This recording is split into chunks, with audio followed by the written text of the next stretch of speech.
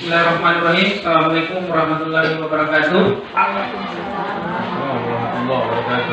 Dan selamat pagi.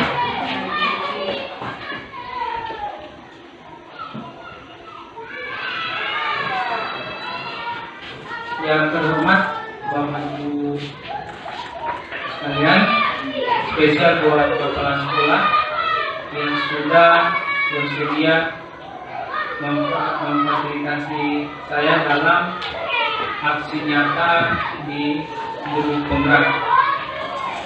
Kegiatan kami ini di Guru Penggerak ada 28 orang. Kami baru menyelesaikan satu modul, sudah masuk di modul 1.4.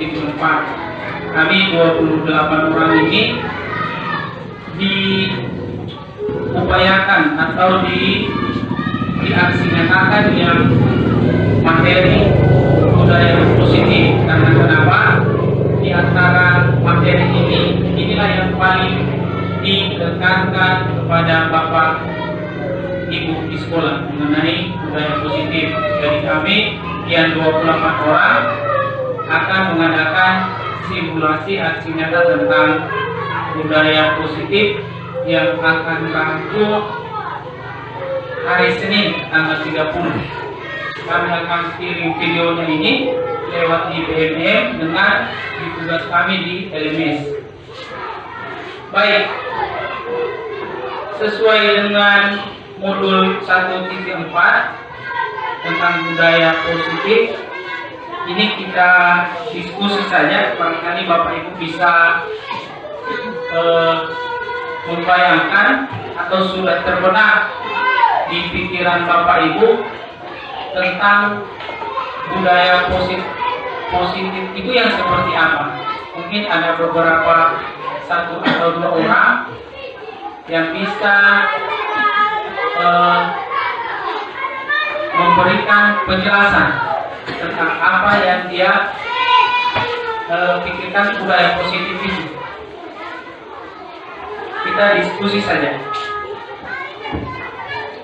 Sebelum lanjut materi, boleh dijawab tidak? Boleh. Ya, terima kasih.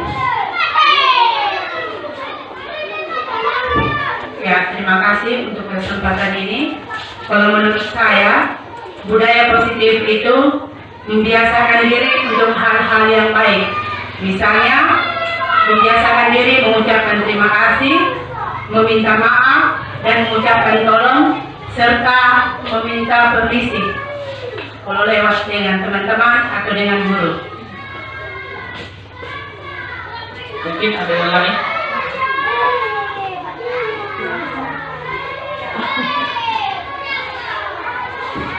Ya, terima kasih. Saya sedikit memberikan tanggapan saya tentang budaya positif yang setiap hari yang sudah kita lakukan di dalam kelas maupun di luar. Contohnya seperti memberikan tanggung jawab kepada siswa. Contoh kecilnya seperti memberikan jadwal piket kepada siswa, piket untuk membersihkan di dalam kelas. Jadi dengan adanya jadwal itu, maka dengan sendirinya akan tercipta tanggung jawab siswa dalam melaksanakan tugas dalam membersihkan kelas ataupun yang lainnya. Seperti itu barangkali, Pak. Baik, terima kasih atas pendapatnya. Sebenarnya kalau berbicara masalah positif ini, kalau saya secara pribadi, kita bayangkan yang baik-baik itu secara garis besarnya, apalagi penerapannya di sekolah.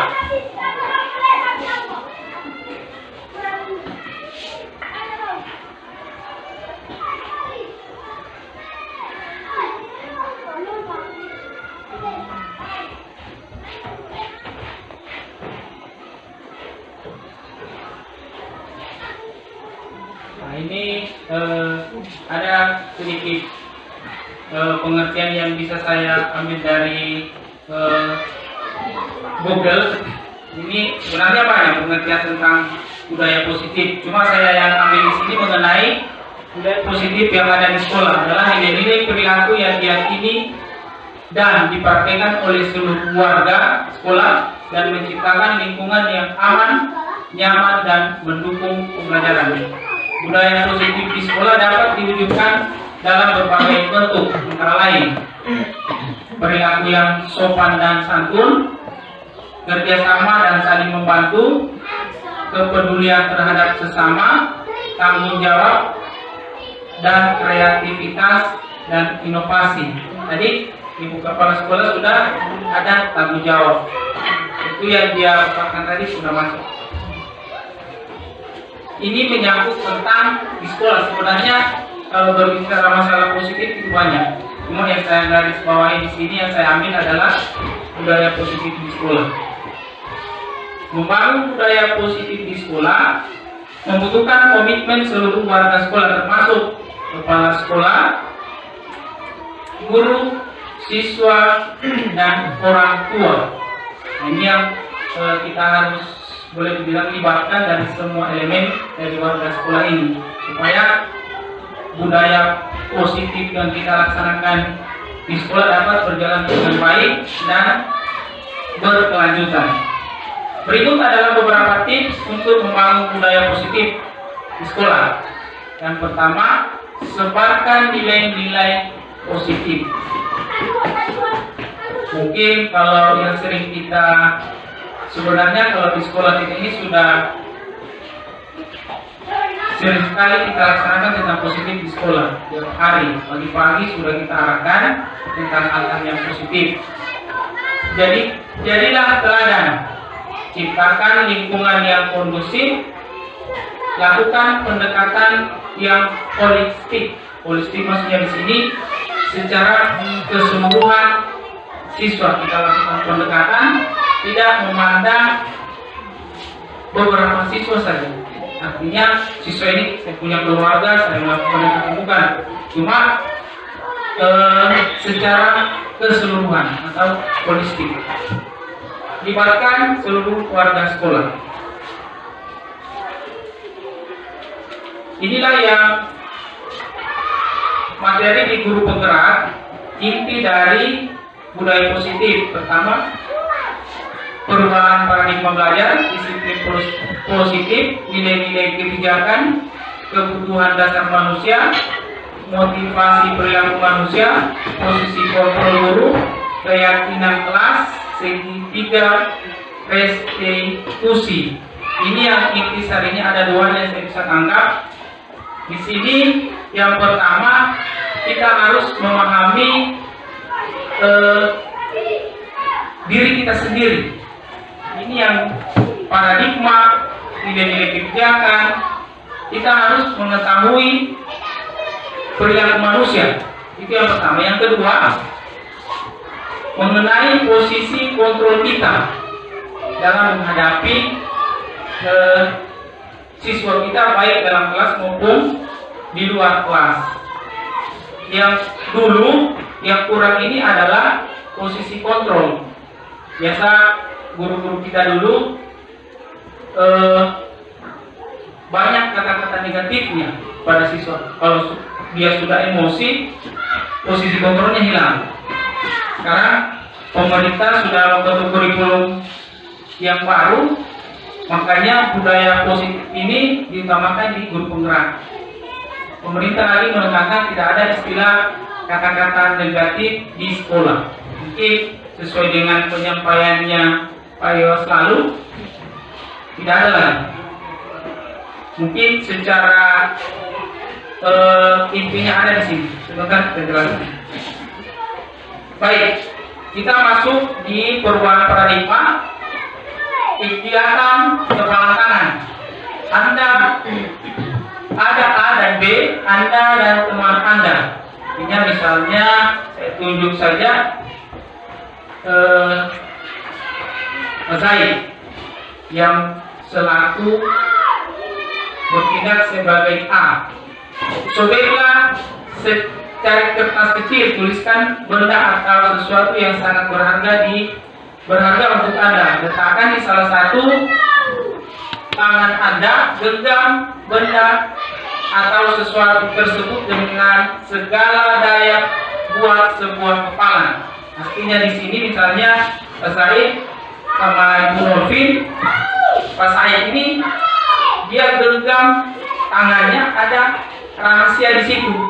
Cuma Bu Norvin atau dia sebagai B akan mencoba sekuat tenaga merayu Pak Said supaya dia buka itu dengan cara bagi membujuk, mengancam, menghardik, merayu, menyok, apapun modelnya. Cuma Pak Zaid ini dia tidak buka, namanya rahasia. Ilustrasi bahwa perubahan paradigma belajar kita itu kembali pada diri kita yang kontrol, jangan orang lain. Apalagi kalau pada saat dalam kelas kita yang lebih bisa mengontrol diri kita dalam kelas dalam menghadapi berbagai macam perilaku siswa. Ini yang saya bisa jelaskan sih tentang paradigma perubahan. Apa yang terjadi? Ilusi guru mengontrol murid. Ilusi bahwa semua penguatan positif, efektif dan bermanfaat. Ilusi bahwa kritik dan membuat orang merasa bersalah dapat menguatkan karakter. Ini kritik ini mungkin ada triknya untuk mengeluarkan kata-kata supaya tidak kasar. Anggaplah siswa tidak menyimpan dalam hati. Ini ilustrasi tentang perubahan paradigma belajar. Ilusi bahwa orang dewasa memilih hak untuk memaksa. Mungkin yang paling dewasa dalam kelas misalnya tentu gurunya.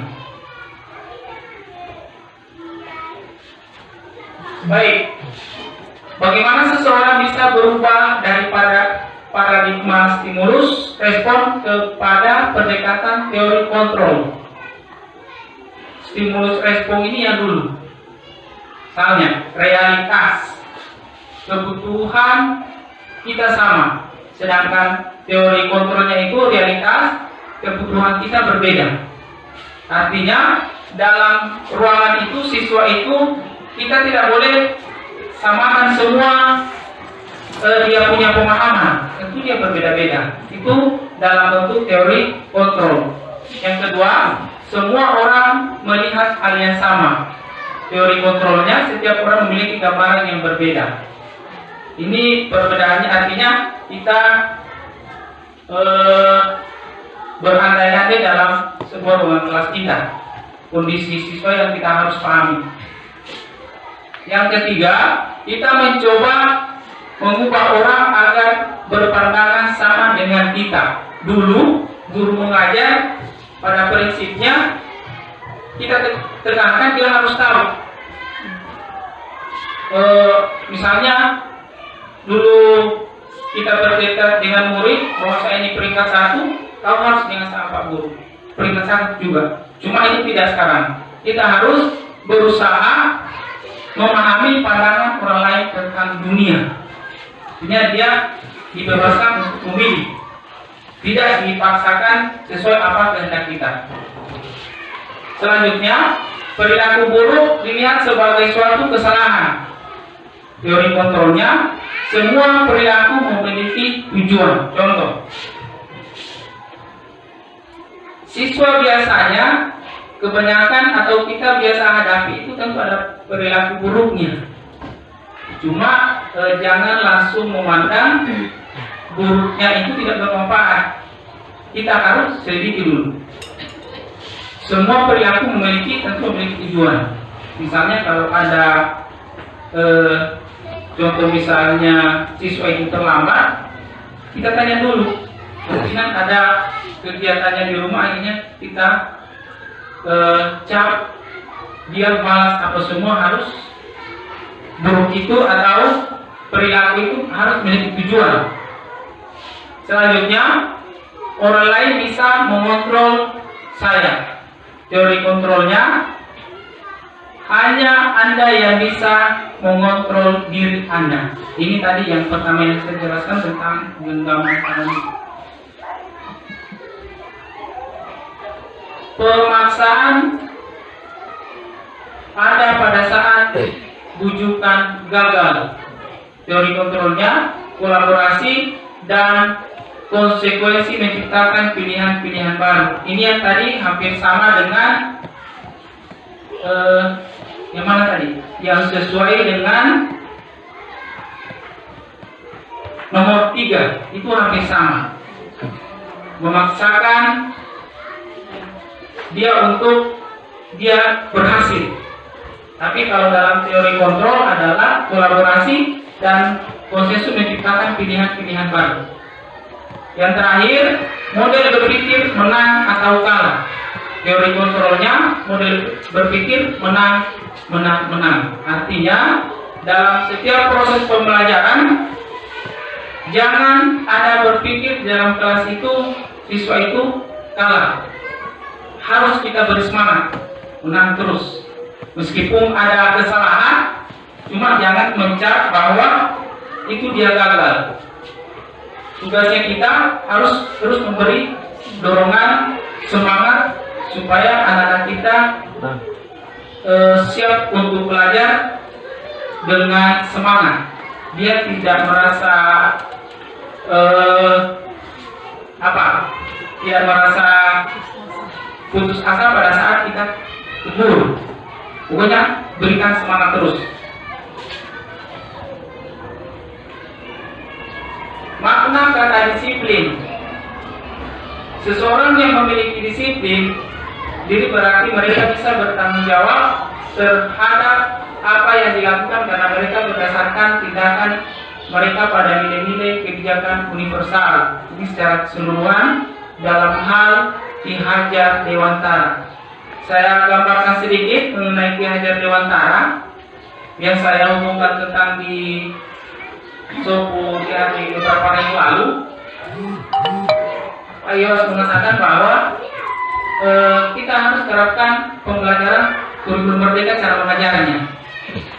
Kalau menurut Ki Hajar Dewantara yang kami terima, cara mengajarnya dia tentang kurikulum, anggaplah kita seorang petani, kita menanam misalnya rica, mulai dari kecil itu,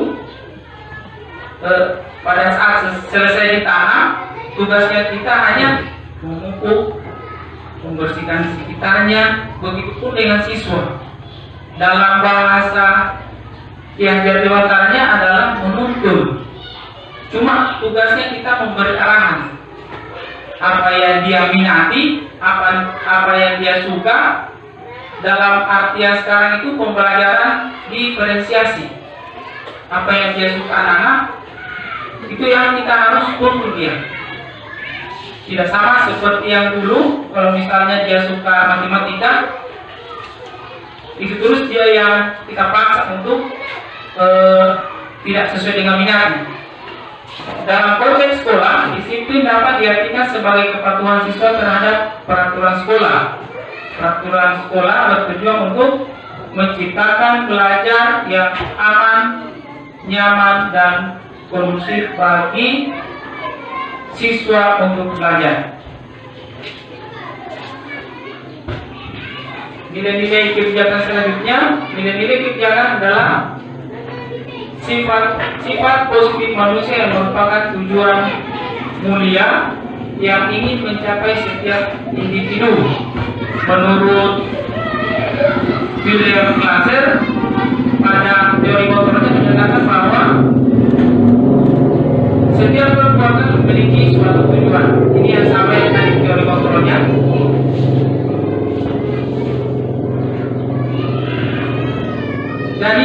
Daniel Gassen mengemukakan bahwa dengan mengaitkan nilai-nilai kebijakan yang ini seseorang, maka motivasi intrinsiknya atau motivasi yang tumbuh dari dalam diri individu akan terbangun, sehingga menggerakkan motivasi diri dalam untuk mencapai tujuan mulia yang diinginkan.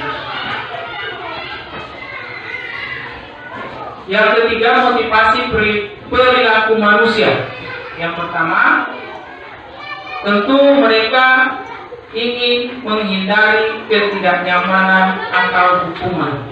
Ini perilaku manusia. Yang kedua, untuk mendapatkan imbalan atau penghargaan dari orang lain. Ini contoh perilaku manusia yang secara umum pasti dia tidak melakukan. Untuk menjadi orang yang mereka inginkan dan menghargai diri sendiri dengan nilai-nilai yang mereka percaya.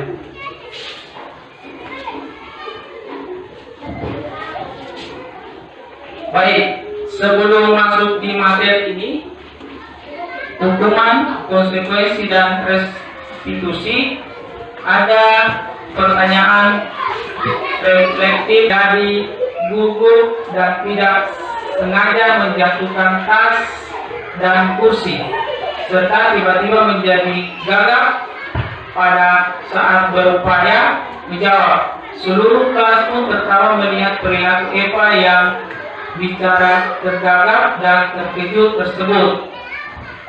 Pak Seno pada saat itu membiarkan teman-teman Eva menertawakan Eva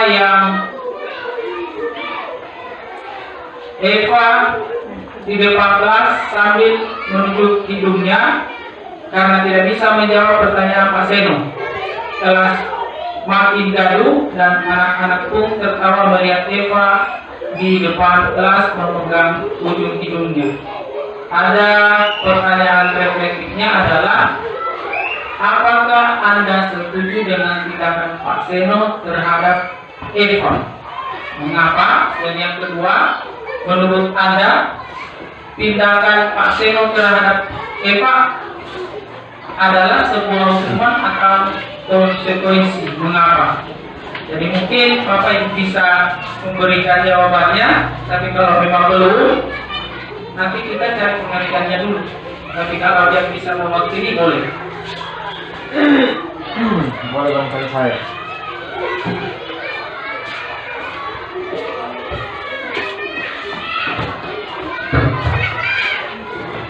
Kalau saya melihat materi yang diberikan ini, kalau menurut saya, apa yang dilakukan Pak Seno ini saya tidak setuju, karena pertama, setiap murid ini dia memiliki potensi-potensi yang bisa dikembangkan. Jadi caranya Pak Seno ini artinya buat anak ini malu, karena dia membiarkan teman-temannya menertawakan si Eva. Jadi ini tidak seharusnya dibiarkan teman-temannya menertawakan, sehingga dia ini jadi malu. Jadi perasaan malu ini menurut saya menjadikan dia punya mental ini menjadi turun. Jadi atau kemudian menurut saya apa yang dilakukan sama Pak Seno ini adalah sebuah hukuman. Seperti itu barangkali yang saya bisa tanggapi. Terima kasih. Baik, saya sepakat dengan pendapatnya Pak Said bahwa yang nomor satu itu yang saya bisa tambahkan, yang nomor dua, menurut Anda tindakan Pak Seno terhadap Eva adalah sebuah hukuman. Memang betul, itu adalah sebuah hukuman. Alasannya barangkali di sini Pak Seno belum ada perjanjian antara guru dengan atau Pak Seno dengan Eva, makanya dia masuk dalam kategori hukuman. Ini langsung dia cap, dia hukum, makanya dia termasuk golongan hukuman. Sedangkan konsekuensi itu seharusnya ada perjanjian sebelumnya tentang peraturan. Kita lanjut. Hukuman, konsekuensi, dan restitusi. Apa itu hukuman? Hukuman bersifat tidak terencana atau tiba-tiba.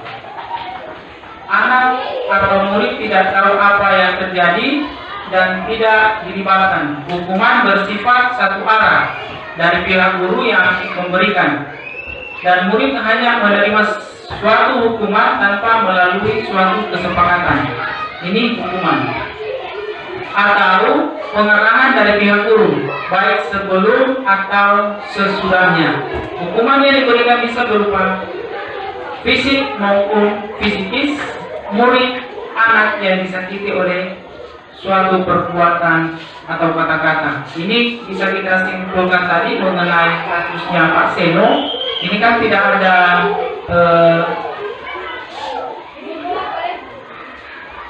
kesepakatan. Mungkin akan saya jelaskan sebentar seperti apa itu kesepakatan dalam kelas antara guru dengan siswa. Sedangkan konsekuensi sudah terencana atau sudah disepakati, sudah dibahas, disetujui oleh murid dan guru. Umumnya bentuk konsekuensi dapat oleh pihak guru, sekolah, dan murid sudah mengetahui sebelumnya konsekuensi yang akan diterima bila ada pelanggaran. Ini perbedaan antara hukuman dengan konsekuensi. Kalau istilah kami di guru penggerak, hukuman dan konsekuensi ini lebih diterapkan kepada konsekuensi, jangan pakai hukuman. Secara umum saya bisa jelaskan, hukuman adalah tindakan yang dilakukan untuk menghukum seseorang atas kesalahan atau pelanggaran yang telah dia lakukan. Hukuman biasanya bersifat negatif dan bertujuan memberikan efek jera kepada pelaku.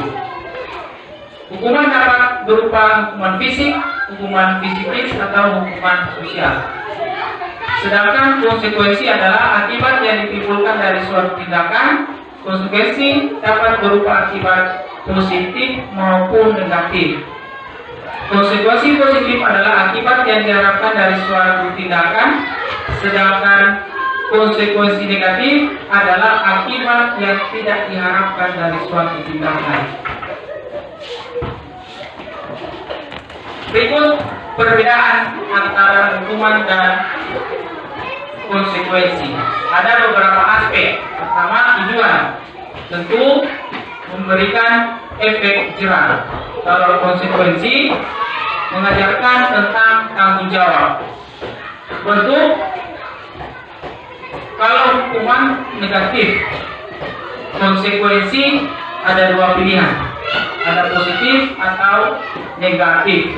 Asal usul dijatuhkan oleh pihak yang berwenang.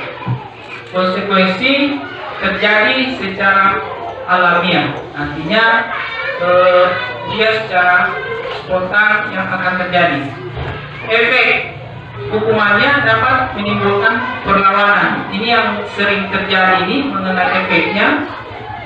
Biasa kita dapat di beberapa artikel atau di berita. Ini yang barangkali efeknya yang kita lakukan kalau bertindak hukuman. Contoh misalnya yang terjadi di berita lalu, 2 bulan yang lalu, yang berkelahi sama gurunya, mungkin di tingkat SMA. Ini yang barangkali efeknya kalau kita menghukum, ada denda siswa itu. Makanya pemerintah mengharapkan tidak ada istilah hukuman, mendingan kita pakai konsekuensi. Dapat meningkatkan kesadaran.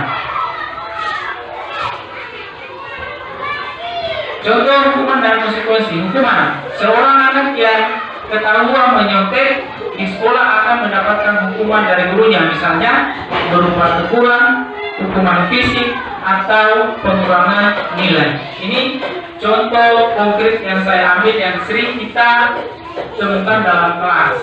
Sedangkan konsekuensi seorang anak yang tidak belajar dengan giat akan mendapatkan konsekuensi berupa nilai yang buruk di sekolah. Dalam hal mendidik anak, penggunaan konsekuensi lebih dianjurkan daripada hukuman. Konsekuensi dapat membantu anak belajar bertanggung jawab atas tindakannya. Selain itu, konsekuensi juga dapat membantu anak memahami akibat dari tindakannya atau perilakunya dia sadari dengan sendirinya. Tidak sama dengan hukuman. Biasa muncul dendam dengan kita. Baik, untuk menguji Bapak Ibu, saya sudah bagikan di kertas kuning itu. Mungkin kalau secara berurut 1, 2, 3, 4, 5, 6, 7. Nanti Bapak Ibu tulis saja apakah dia termasuk hukuman atau konsekuensi nomor 1 sampai 7. Tindakan guru. Mencatat 100 kali di dalam buku kalimat saya tidak akan terlambat lagi karena terlambat ke sekolah. Apakah dia masuk hukuman atau konsekuensi? Tulis saja nomor 1 apa sih? Apakah hukuman atau konsekuensi? Nanti kertasnya Bapak Ibu dikumpul di meja saya akan saya ambil. Yang kedua, lari mengelilingi lapangan basket 2 kali karena terlambat hadir di sekolah. Yang ketiga, murid diminta untuk push up 15 kali karena tidak menggunakan masker ke sekolah. Mengganti kertas tugas teman yang telah dicoret-coret. Membersihkan tumpahan air di meja tulis karena tersenggol pada saat belajar. Murid disuruh untuk tidak mengenakan sepatu seharian ke sekolah karena tidak mengenakan sepatu hitam. Yang terakhir, lari mengelilingi lapangan basket 2 kali karena terlambat 10 menit untuk pelajaran PJOK. Mungkin Bapak Ibu tulis 1 sampai 7, pilih hukuman atau konsekuensi.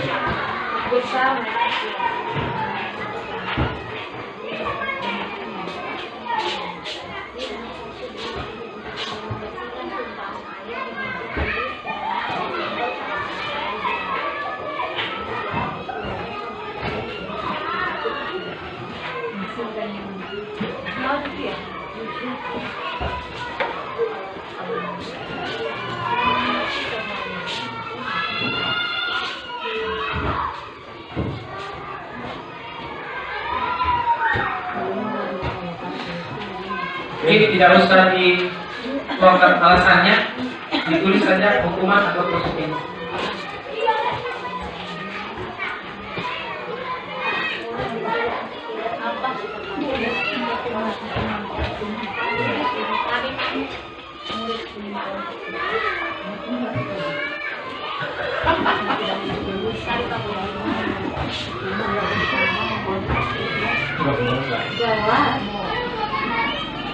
Ini aja, mau dihukum sudah.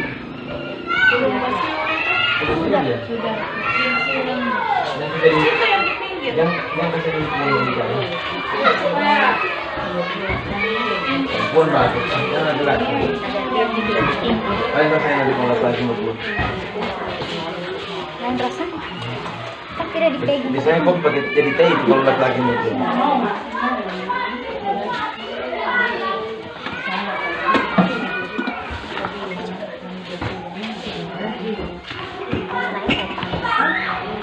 Mungkin kami lalu ini membahas waktu di lokal karya. Kalau saya di sini, kami antara guru penggerak dengan pengajar praktik. Ada yang tidak setuju tentang jawabannya kita, ada yang membantah. Artinya pendapatnya pengajar praktik dengan CGP. Karena dia juga ngotot dia hukuman atau konsekuensi. Tapi kalau saya berpikir di sini itu tergantung dari pemahamannya kita antara perbedaan hukuman dengan konsekuensi. Konsekuensi di sini yang saya bisa garis bawahi, ada yang kita persiapkan akibatnya nanti kalau dia berbuat. Itu kuncinya. Kemarin ini di Loka Karya 2 ini yang bikin lama kita bahas. Karena ada salah satu CGP-nya kami yang tidak setuju. Itu Ibu Nur Seha yang dari Guru SMP dan tidak salah.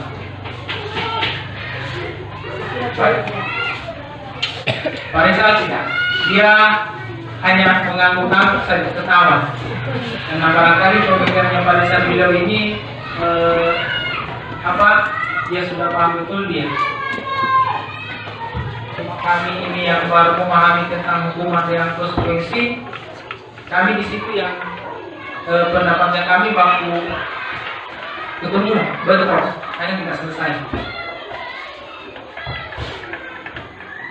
Ini jawabannya. Ini pendapat para pengajar praktis. Yang konsekuensi ini mengganti kertas. Ini yang barangkali yang di atas sudah jelas nih, pasti hukuman. Menggantikan kertas tugas teman yang telah dicoret-coret, itu konsekuensi. Membersihkan tumpahan air di meja tulis karena tersenggol pada saat belajar. Mungkin ini pengertian hukuman dan konsekuensi hampir mirip sebenarnya. Yang menjadi tanda tanya buat saya yang ini sebenarnya. Yang terakhir, memang barangkali guru PJS ini sudah ada peraturannya. Kalau lewat dari 10 menit, dia apa ini? Lari. Ini kalau dilihat dari segi bahasa ini, tindakan gurunya ini berarti sudah ada peraturannya. Kalau dia terlambat 10 menit, dia suruh lari, berarti dia masukkan dalam betul. Sudah ada perjanjian dari awal 10 menit. Karena kenapa ini ada kata 10 menit? Berarti sebelum masa harus 10 menit ada perjanjian 10 menit. Makanya dikatakan konsekuensi. Kalau turun bola tadi, ya sekali kan tidak terlalu baik hukum untuk turun bola. Iya. Dia Langsung dia suruh lari, tidak ada ketentuan 10 menit. Pikiran saya sudah masuk hukuman.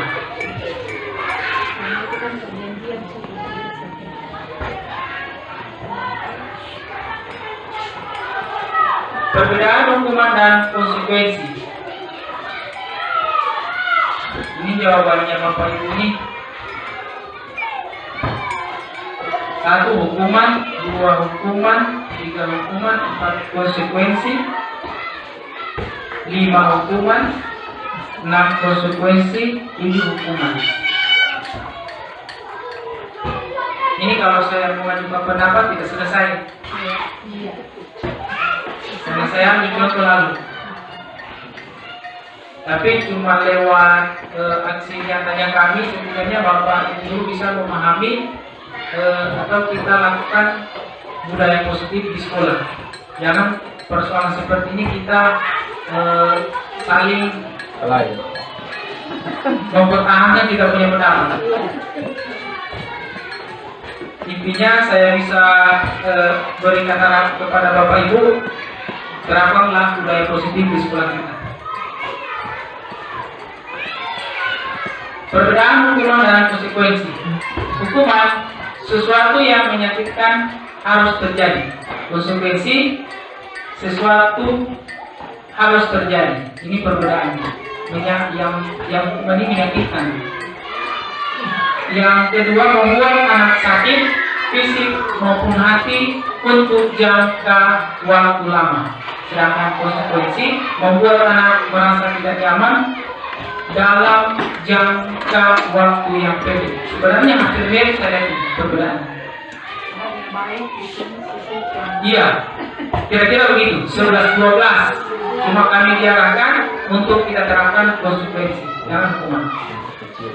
Yang selanjutnya, anak membenci kedisiplinan.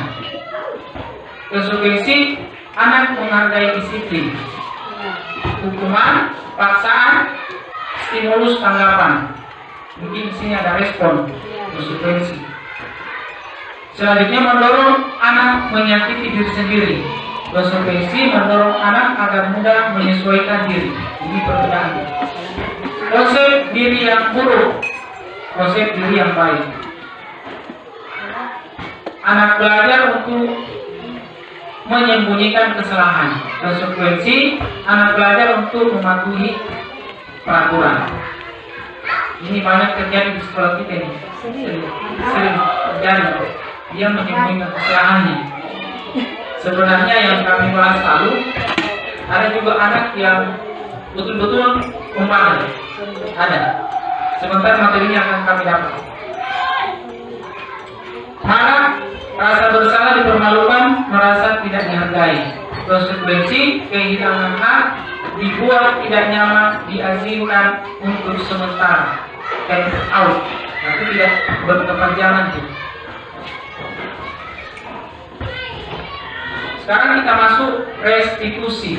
Restitusi adalah proses menciptakan kondisi bagi murid yang memperbaiki kesalahan mereka. Artinya di sini yang saya pahami, restitusi ini kita menghadapi sebuah kasusnya anak-anak dengan menggunakan metode ini, memperbaiki, tidak langsung mencap, menghukum, memukul, tidak, harus menggunakan restitusi. Apa itu?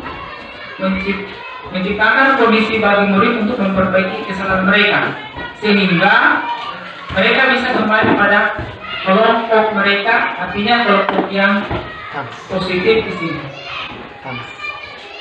Dengan karakter yang lebih kuat. Restitusi juga merupakan proses kolaboratif yang mengajarkan murid untuk mencari solusi untuk masalah mereka dan membantu murid berpikir tentu orang seperti apa yang mereka inginkan dan bagaimana mereka harus memperlakukan orang lain.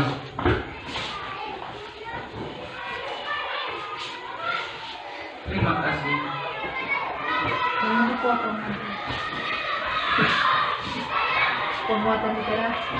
Baik, lanjut. Nah, kita harus memahami kebutuhan dasar manusia.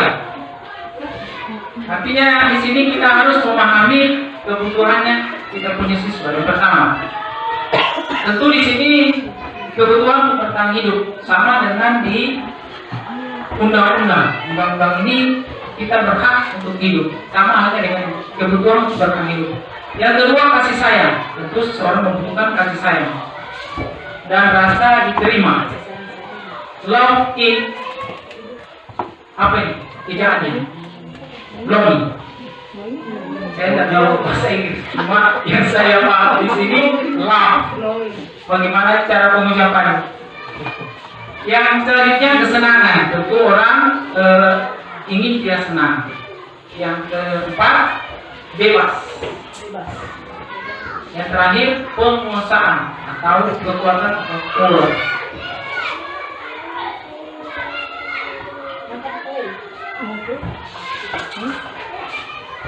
Baik, kita masuk di posisi kontrol restitusi. Inilah yang paling kami diarahkan di guru penggerak untuk mencapai manajer.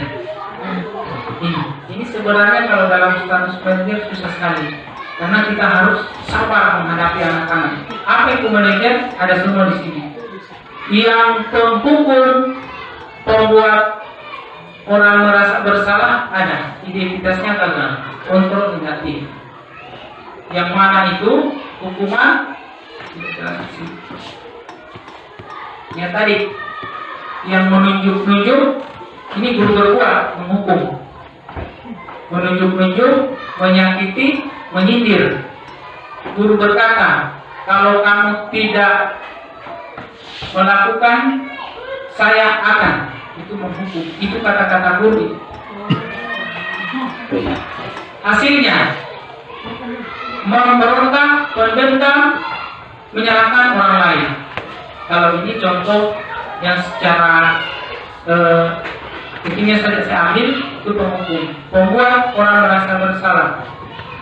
Di sini berceramah menunjukkan kekecewaan yang mendalam. Itu guru berbuat, sedangkan guru berkata, kamu sudah mengecewakan ibu bapak. Hasilnya menyembunyikan atau menyangkal tentang kebohongannya. Ini adalah termasuk identitas gagal dari perilaku kontrol negatif, yaitu penghukum, pembuat merasa bersalah. Kami di guru penggerak ingin berusaha seperti di angka 3, teman. Makanya pada saat saya masuk guru penggerak ini, bapak atau ibu yang sudah memperhatikan saya lebih akrab sama siswa. Karena barangkali kami ditekankan begitu. Cuma dalam pendapatnya pengajar praktik, karena kami sudah usulkan kondisi siswanya kita, ada yang seperti ini, ada memang siswa yang tidak bisa dikontrol, ada. Tidak semuanya. Karena waktu guru penggerak, saya keluarkan semua, begini kondisinya saya. Jangan samakan di kota dengan kami punya tempat, pasti beda. Makanya jawabannya Ibu Harma yang pendamping kemarin, ada siswa yang tidak bisa direstitusi. Ada. Kalau teman membuatkan alasan-alasan untuk murid-muridnya, itu guru berbuat. Guru berkata, lakukan untuk bapak ibu yang sudah nanti bapak ibu bantu bereskan.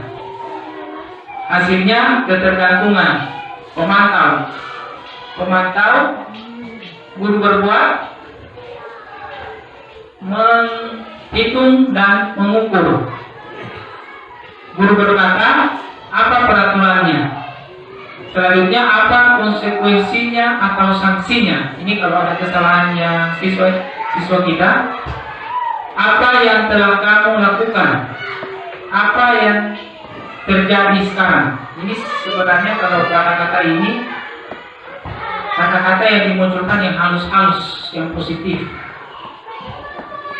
Saya cuma sarankan, ini yang kami pelajari, penghukum sama pembuat merasa bersalah, silakan jangan dipakai. Silakan teman atau pemantau atau manajer. Hasilnya menyesuaikan bila diawasi. Sedangkan manajer mengajukan pertanyaan-pertanyaan. Kalau ada kesalahannya siswa yang saya praktikkan kemarin, misalnya siswa terlambat, ada beberapa metode pertanyaan yang harus kita tanyakan kepada murid kalau dia membuat kesalahan. Guru berkata, apa yang kita yakini, apa yang kamu meyakini hal tersebut. Kalau kamu meyakini, kemukakan kamu memperbaikinya. Selanjutnya, kalau kami memperbaikinya, jadi kira-kira hal tersebut akan menggambarkan apa tentang dirimu. Hasilnya menguatkan watak karakter. Sebentar, saya akan putarkan video tentang bagaimana cara menghadapi siswa yang bermasalah atau punya kasus. Inilah beberapa pertanyaan. Intervensi bisa membantu murid kembali ke tujuan semula dengan cukup singkat dan dengan cara-cara non-kontrolatif. Pertanyaan-pertanyaannya juga bisa dikemukakan oleh seorang pemantau yang tadi ini, setidaknya pemantau sama manajer. Inilah kata-kata yang bisa kita ambil acuan setiap ada kasus atau yang bermasalah siswa atau yang nakal. Ini macam setiap ada yang kita dapat siswa kita yang bermasalah. Yang pertama, apakah kamu ingin berbuat lebih baik? Ini salah satu. Ini sebenarnya kata-kata ini semua jenis masalah.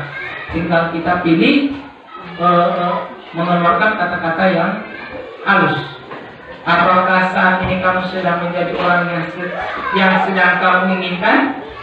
Apakah kamu bisa mengubah kegiatan atau perilaku kamu saat menjadi sikap yang lebih empati? Apakah wajar membuat kesalahan? Bisakah kita memperbaikinya? Apa yang kamu lakukan saat ini sesuai artinya contohnya apa yang disepakati. Kapan kamu siap untuk memulai? Peraturannya apa? Sepertinya kamu punya masalah, saya bisa bantu apa? Ini antara dialog guru dengan siswa. Saat ini kamu seharusnya berbuat apa? Inilah kata-kata yang harus kita terangkan kepada siswa kita. Mungkin jujur saya ini termasuk baru mengetahui yang seperti ini. Dulu saya biasa tujuh, biasa bentak-bentak, biasa pun saya tidak kenal. Cuma memang pada saat kami masuk di guru penggerak ini tidak ada lagi yang seperti itu. Jujur ibu, bapak ibu di sini saya keluarkan saja. Saya kalau sudah emosi, guru penggeraknya hilang. Semua hilang di sini. Itu susahnya mengontrol. Kadang Pak ada kata-kata ini, Ya. tapi itu dengan katanya sudah betul kok. Memang kalau kita guru susah sekali. Tapi tetap kita budayakan namanya budaya positif. Kontrol diri kita. Mungkin tujuannya pemerintah Burma ini yang seperti ini, dan namanya kejadian kekerasan kemarin. Makanya muncul seperti ini. Saya lanjut saja. Masalah sopan itu kan Lupakan masa lalu. Baik, kita masuk di keyakinan kelas. Mengapa keyakinan kelas? Mengapa tidak peraturan kelas saja? Nah, tentu di sini ada perbedaan. Ya.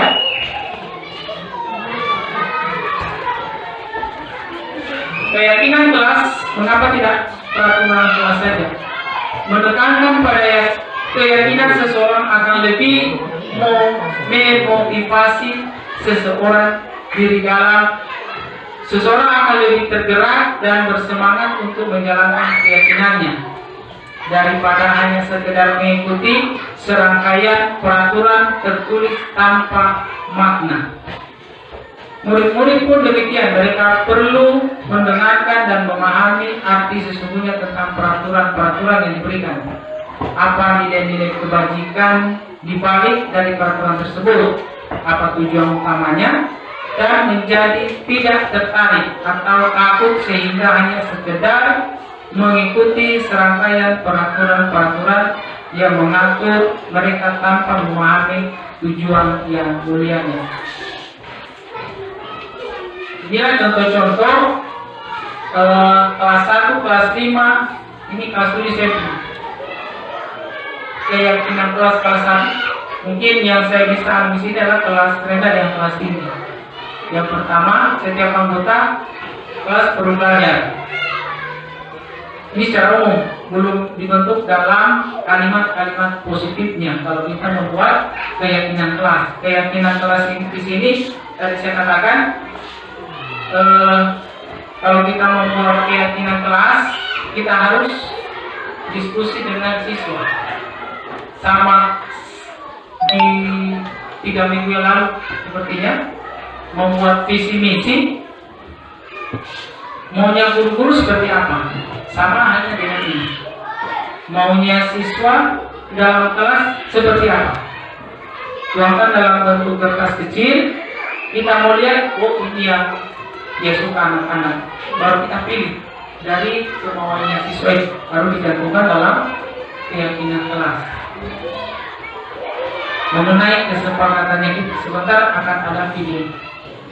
Kalau kita membuat keyakinan selama ini peraturan kelas itu nilai perilaku yang diyakini dan dipraktekkan oleh seluruh warga sekolah dan menciptakan lingkungan yang aman, nyaman dan mendukung pembelajaran.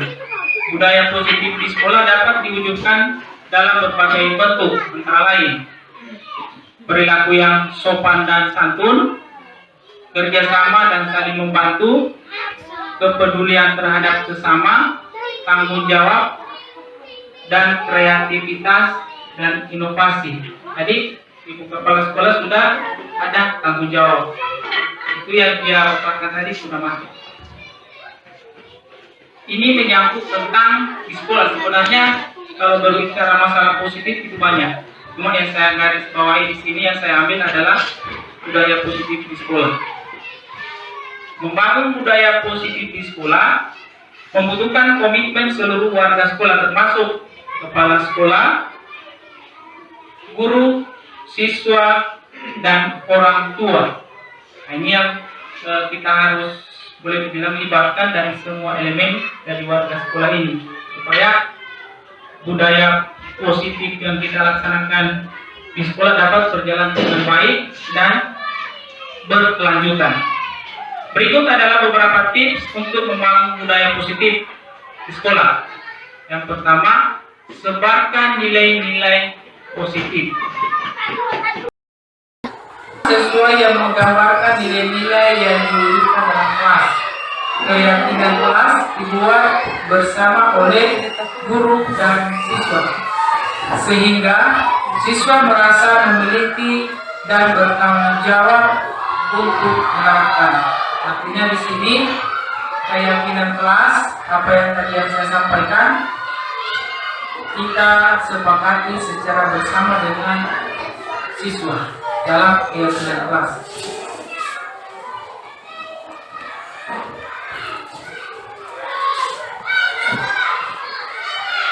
Yang terakhir, segitiga restitusi.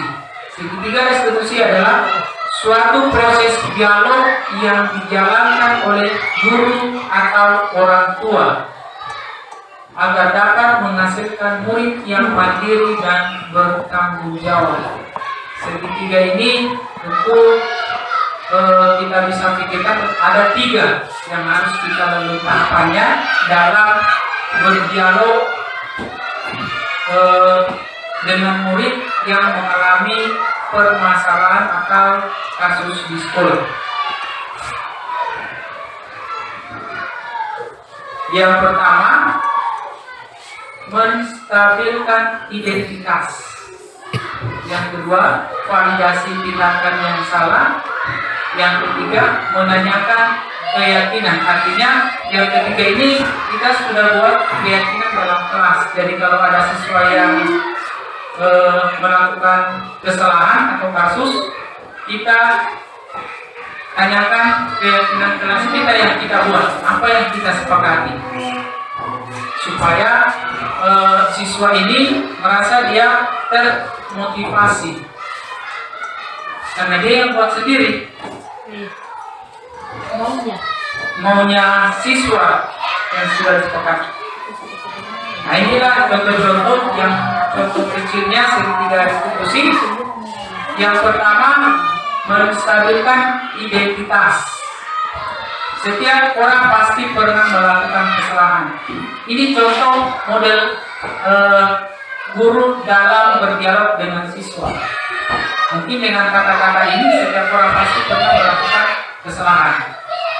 Ini pada saat kita berdialog. Kamu bukan satu-satunya yang pernah melakukannya. Ini contoh kata-kata pada saat kita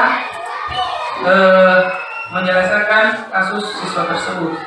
Selanjutnya, validasi tindakan yang salah. Kamu tentu punya alasan mengapa melakukan itu. Misalnya yang saya ambil kasus kemarin, ada 2, terlambat mengikuti pelajaran dengan sementara makan dalam kelas. Ini yang saya buatkan pertanyaannya. Kamu tentu punya alasan mengapa melakukan itu. Contohnya kalau terlambat, kita dengarkan ulasannya kenapa dia terlambat. Adakah cara yang lebih efektif untuk mendapatkan apa yang kamu butuhkan? Ini tergantung kasusnya. Menanyakan keyakinan kelas apa yang telah kita sepakati. Selanjutnya, kamu ingin menjadi orang yang seperti apa? Ini pada tahap terakhir, menanyakan keyakinan. menstabilkan identitas. Untuk membuat anak merasa gagal karena berbuat salah, menjadi positif terhadap dirinya, guru berkata.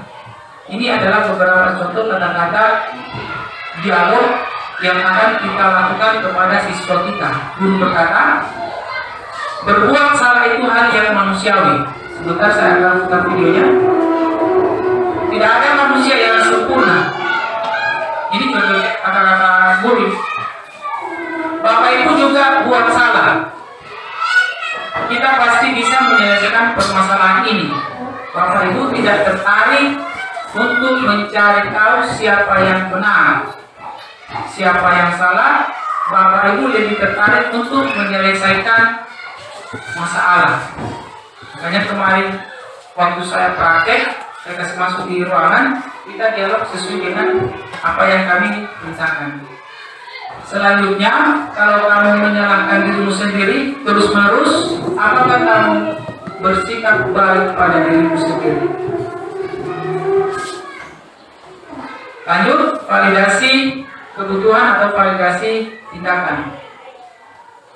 Guru berkata, kamu bisa saja kan melakukan hal yang lebih buruk, tapi kamu tidak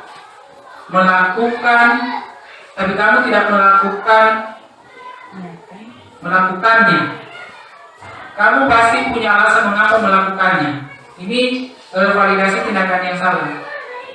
Apa yang penting bagi kamu dari kesalahannya itu?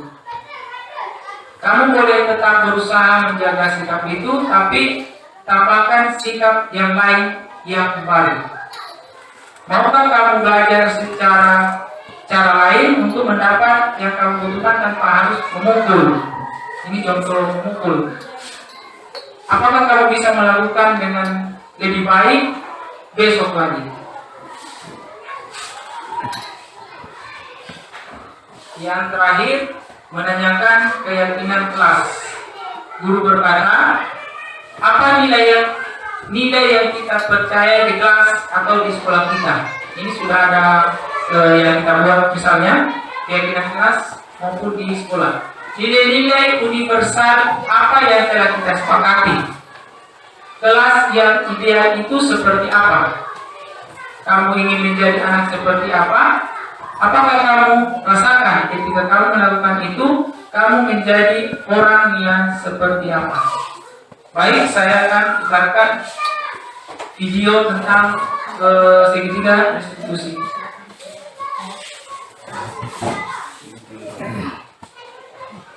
Lalu mohon izin apa persiapan ibadah? Boleh. Saya sedikit lagi. Sedikit lagi tinggal. Nina, tadi ibu dengar lamaran dari ketua kelas. Katanya kamu habis Nina, tadi ibu dengar lamaran.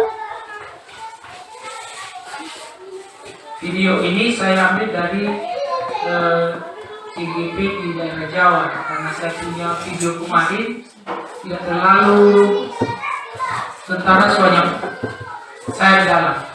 Yang saya pakai kemarin, yang saya panggil itu Andika dengan Hansel. Kalau Andika seakan-akan dia terlambat, kalau Hansel sementara makan dalam kelas secara proses pembelajaran. Jadi yang saya ambil contohnya ini salah satu CGP angkatan 7 kalau tidak salah, dia guru CGP.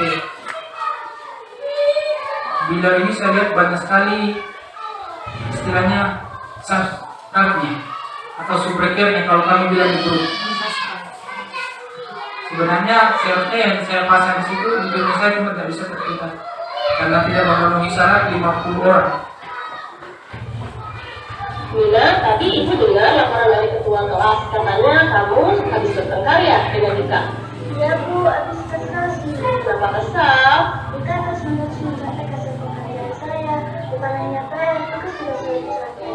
Oh begitu, ya wajarlah kalau kamu marah dan kesal. Jika ibu ada di posisi kamu, ibu juga pasti akan berbuat hal yang sama. Lalu, apa yang kamu lakukan terhadap Dika? Saya marah-marah Bu, saya maki-maki Dika. Dan tanpa sadar saya menggebrak wajahnya Bu. Oh begitu, pasti kamu berbuat seperti itu ada alasannya ya? Iya Bu, saya sayang saja. nyontek, tidak mau berusaha sendiri. Ya, wajarlah kalau kamu merasa marah karena tidak rela pekerjaanmu dicontek begitu saja oleh Dika. Ibu sangat menghargai tindakan kamu yang tidak berbuat lebih buruk daripada itu, misalnya memukul. Sekarang coba kita pikirkan, tindakan kamu marah sampai menggebrak meja, apakah sesuai dengan keyakinan kelas kita? Menurut kamu, keyakinan kelas apa yang sudah dilanggar? Saling menghormati antar teman. Ya, betul. Menurut kamu, saling menghormati antar teman itu penting tidak untuk kamu? Baik, kalau menurut kamu itu penting, jadi keyakinan apa yang harus kamu lakukan pada saat kamu sedang marah? Harus lebih sabar. Kamu bersedia memperbaiki masalah ini? Bersedia. Apa yang akan kamu lakukan untuk memperbaiki masalah ini? Saya bersedia lebih sabar dan menahan amarah saya. Kalau ada teman yang mencontek, saya akan melaporkan kepada guru mata pelajaran atau wali kelas lainnya. Ya, tepat sekali tindakan kamu, Mina. Tetap semangat ya. Sekarang silahkan kembali ke kelas. Terima kasih, Bu. Ya, sama-sama. Mina, tadi ibu dengar laporan Contoh penerapan segitiga restitusi. Ini tidak itu jenis menanyakan sebuah kasus pada siswa. Lanjut sini.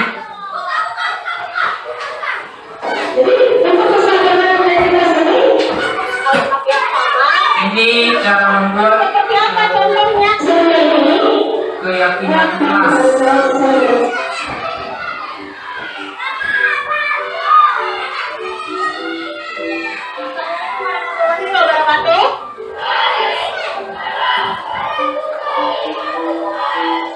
Bagaimana hari ini kabarnya? Alhamdulillah. Nah, hari ini kita akan membuat yang namanya keyakinan kelas. Ada yang pernah mendengar sebelumnya? Belum. Oke, ibu jelaskan dulu ya. Apa itu keyakinan kelas? Keyakinan kelas itu mirip-mirip seperti peraturan kelas. Pernah mendengar kan kalau peraturan ya? Kalau di sekolah kan ada ya peraturan atau tertib. Nah di kelas 2 kita harus buat. Tapi peraturannya dalam bentuk keyakinan. Kenapa dalam bentuk keyakinan?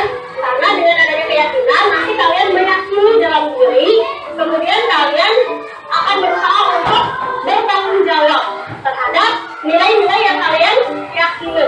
Seperti apa contohnya? Misalnya kita akan buat keyakinan kelas dalam bentuk kesepakatan. Paham kesepakatan? Misalnya nih, antar teman dan juga antar guru, dengan wali kelas dan juga guru-guru yang lain. Kita sepakat apa? Bahwa satu sama lain misalnya harus saling apa? Antar teman harus saling menghargai misalnya. Nah itu salah satu kesepakatan antara teman, antara guru itu harus saling menghargai. Itu salah satu contoh saling menghargai atau saling menghormati antar teman. Itu juga salah satu contoh. Contoh lain apa lagi keyakinan kelas? Misalnya antar kelas, antar siswa tidak boleh berbuat curang misalnya kebersihan kelas.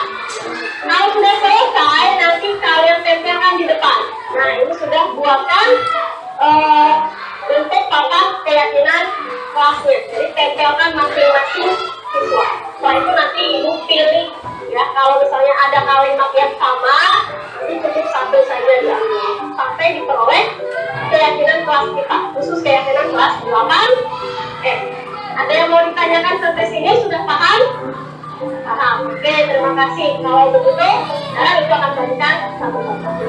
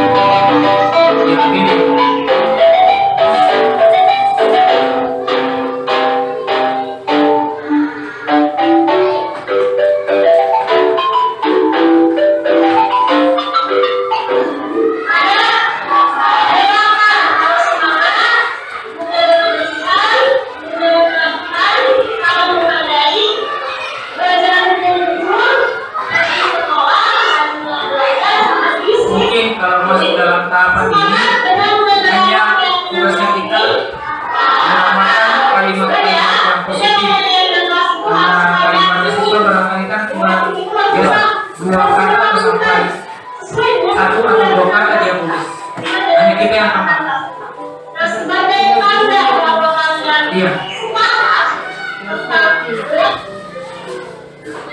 Ibu ini sampai dia buatkan tanda tangan. Kalau sudah disepakati, dia buat persetujuan satu persatu, tulis namanya, dia tanda tangan. Namanya keyakinan kelas yang ada di kelasnya 8E tadi. Kalau anak SD sudah boleh juga buat seperti itu. Boleh. Mungkin kalau kelas 1, 2, dan 3 saya belum tanyakan lalu waktu di pengajar praktik seperti apa dia kerja kelas rendah. Seperti apa nanti pembuatannya. Dan kelas 1, terutama kelas 1, mungkin dalam merangkai satu kata tidak sulit seperti itu. Yang sebelum membayar Ini. hari ini ya guys. Hanya kesepakatan yang mudah-mudah saja. Ya, mudah saja. Yang dua kata ini yang mudah dipahami. Dapat sering-sering. Berarti Pak, setelah kami melihat apa yang disampaikan ini nanti sudah akan diterapkan di kelas masing-masing sesuai dengan kurikulum sekarang.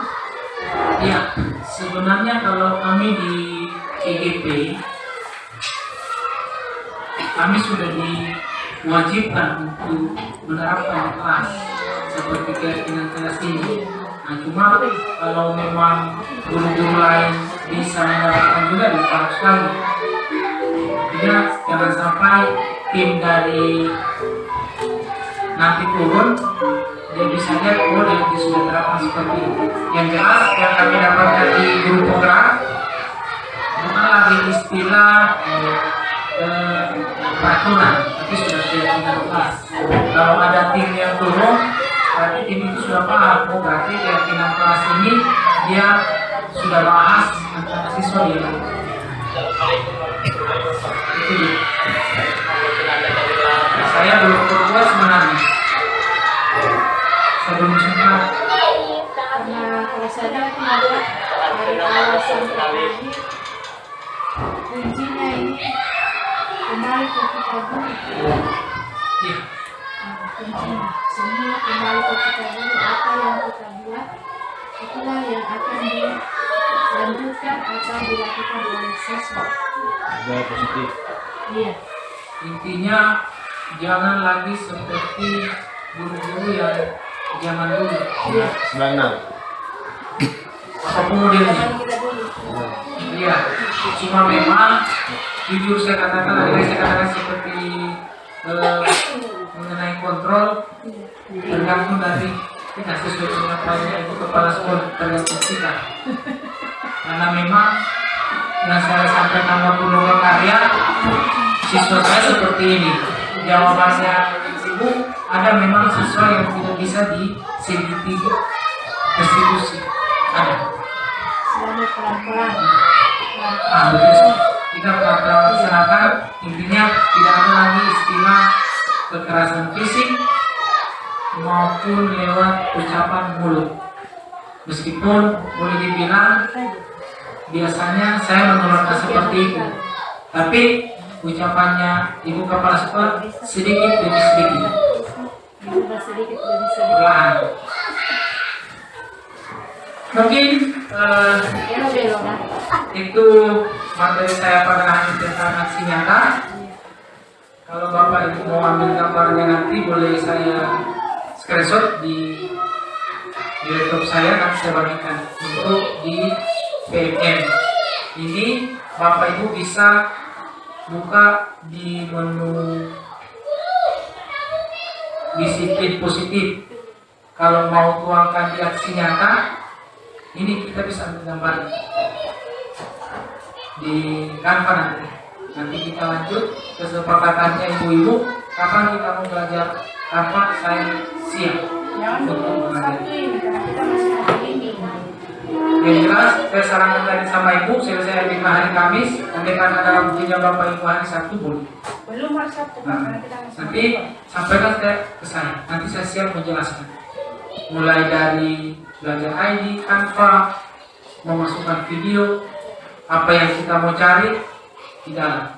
Cara membuat umpan balik boleh, ada semua. Harus mempraktekkan supaya tahu semua cara. Iya, nanti yang saya sampaikan lalu, tugasnya Bapak Ibu kalau memang sibuk, saya sarankan PMM itu anggaplah sebuah Facebook.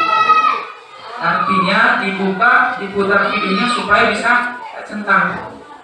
Nah, tugas terakhirnya membuat Canva, saya bisa bantu artinya dari segi kata-katanya. Ini tadi yang saya berikan bocoran kemarin, yang belajar edit itu.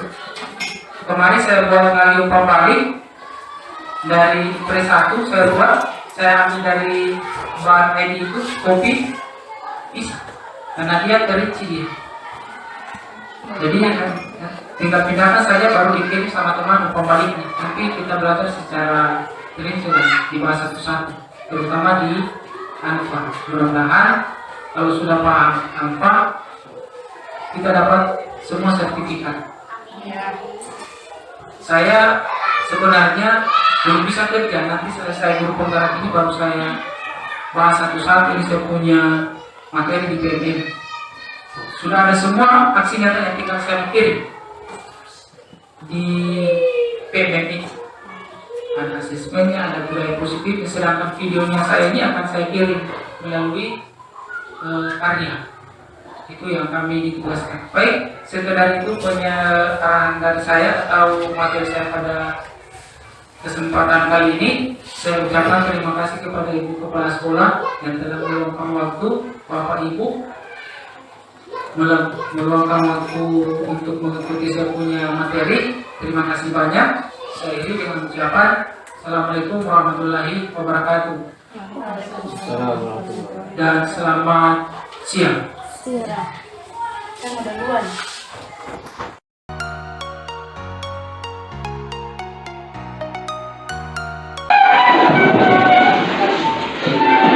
Sebelum kita belajar, marilah kita berdoa menurut agama dan keyakinan kita masing-masing. Berdoa dimulai.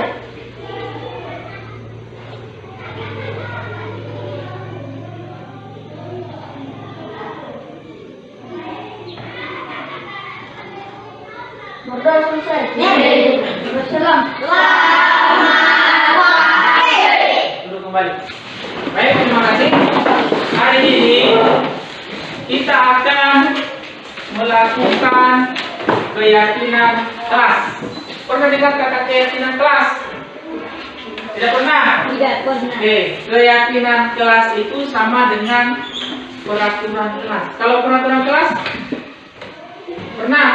Nah, pernah. Peraturan kelas itu biasanya langsung dipasang Bapak Ibu guru di sini tanpa melibatkan kalian. Sedangkan keyakinan kelas itu kita akan melakukan keyakinan kelas dengan kesepakatan kita semua, baik dari teman-teman kalian semua di sini dengan Bapak Ibu guru. Contoh, kalau keyakinan kelas itu kalian disuruh membuat satu kata yang kalian inginkan dalam kelas seperti apa, maunya seperti apa. Misalnya, kalau dalam kelas tidak saling mengganggu, tentu ada kata saling menghormati kalau maunya kalian. Misalnya tidak menyontek, lihat di situ tidak menyontek. Nanti sebentar saya akan pilih yang mana yang saya ambil dari 19 orang ini. Saya akan pilih. Cuma saya akan pilih nanti di sini. Saya akan menambahkan dengan menggunakan kata-kata positif. Kata-kata yang baik. Bapak hanya tambahkan saja. Ya. Oke, baik. Sudah paham? Penyampaiannya Pak Guru? Nanti kalian tulis di sini, buka di sini tempelnya, ya, akan ditempel di atas. Buka nanti, ya. Apa yang kalian tulis di sini, 1 atau 2 kata atau sampai 3 kata,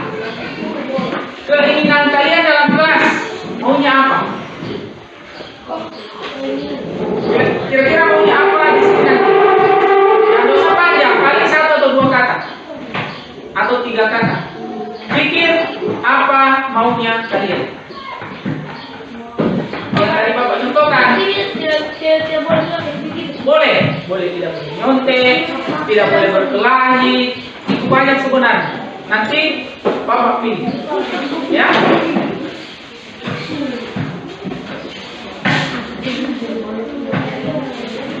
Jangan lupa buka ini kalau sebentar saya lihat tulisannya, ya. Tulis di sini, nanti ditempel di sana.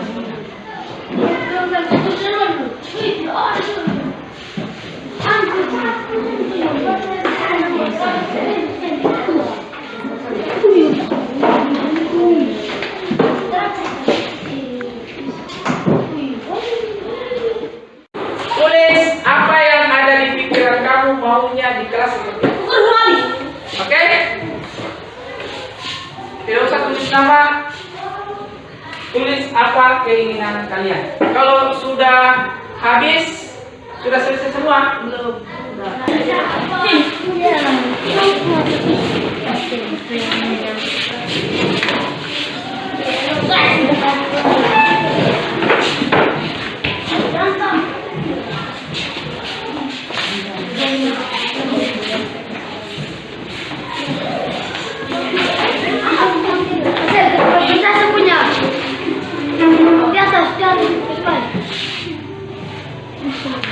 Siapa lagi? Praktek. Siapa yang tulis ini? Sebentar saya akan seleksi. Praktek tidak boleh berkelahi. Selalu berbicara kelas. Tidak boleh berkelahi. Tidak boleh berkelahi. Baik. Saya akan pilih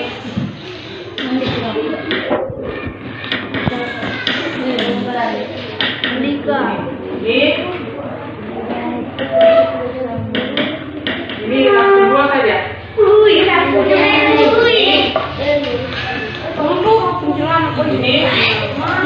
yang tidak saya ambil berarti sudah terwakili. Hah? Paham?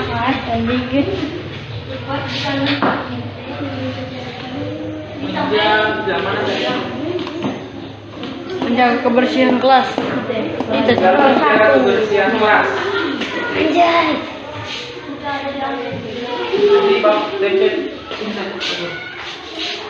Oke.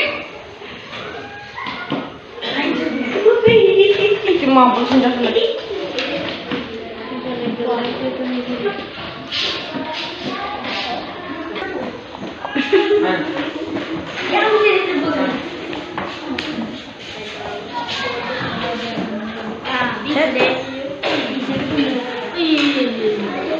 Sudah berapa ya? 6. Oke, sudah boleh.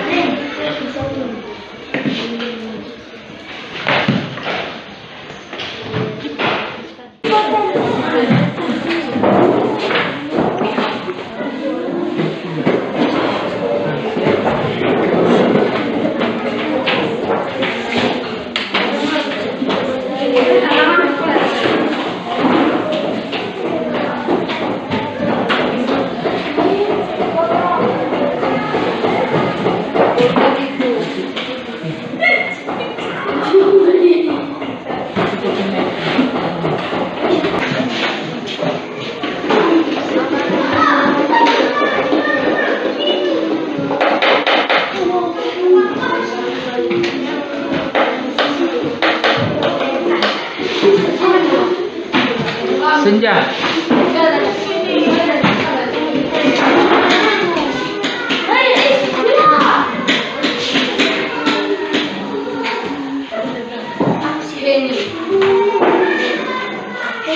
Nama lengkap lagi.